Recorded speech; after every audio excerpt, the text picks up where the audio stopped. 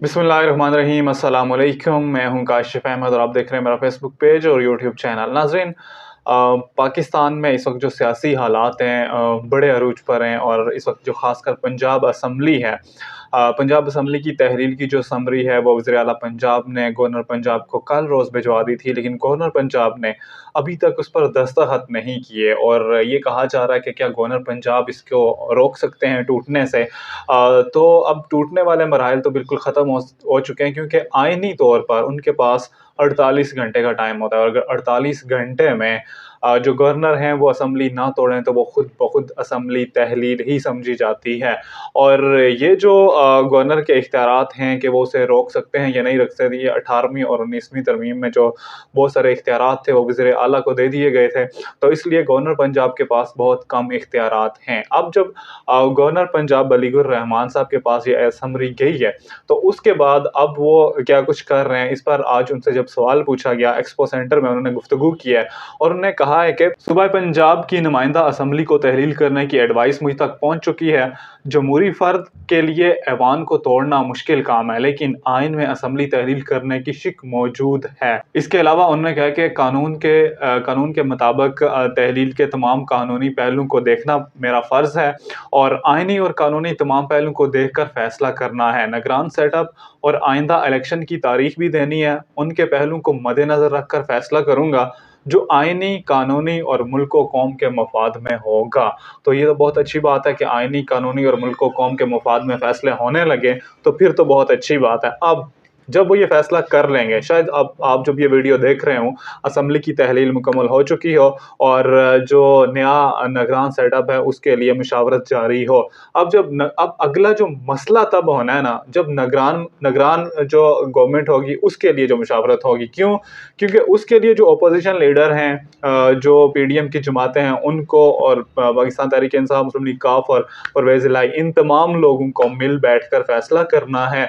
और ख़ासकर जो गुज़श्ता यानी कि वज़ीर आला पंजाब और अपोजिशन लीडर पंजाब असम्बली के, इन दो लोगों को बैठकर फैसला करना है कि भाई निगरान सेटअप कैसा बनाया जाए, निगरान सेटअप क्या होना चाहिए, किस तरह का होना चाहिए और उसमें कौन कौन लोग शामिल होने चाहिए।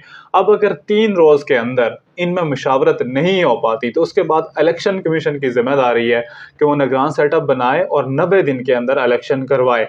तो ये जो 3 दिन होंगे, इन 3 दिनों में जो मुशावरत होगी, तो ये मुशावरत जो अपोजिशन लीडर और जो गुज़श्ता वज़ीर आला होंगे जिन्होंने असम्बली तहलील की होगी, इन तमाम लोगों के दरमियान जब होगी तो इस वक्त बड़े ही मुश्किल हालात होंगे। क्यों? क्योंकि ये लोग तो एक दूसरे के साथ बैठना भी गवारा नहीं करते, खासकर जो पाकिस्तान तहरीक इंसाफ है या इसके जो इत्तेहादी लोग हैं। तो ये बड़ा मुश्किल मरहला होगा दोनों पार्टीज़ के लिए, दोनों तरफ से, कि वो मिल बैठकर कैसे सेटअप बनाएं।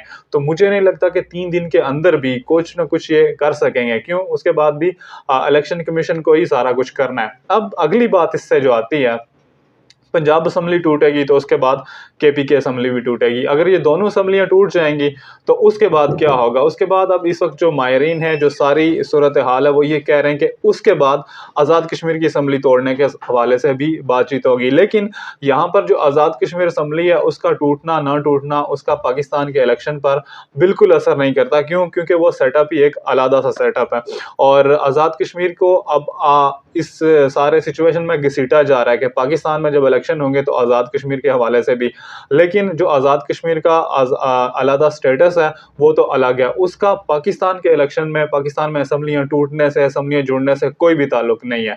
अब इससे हट के अगर बात करें तो क्या पंजाब असम्बली टूटेगी, फिर केपी की असम्बली टूटेगी, तो उसके बाद क्या होगा?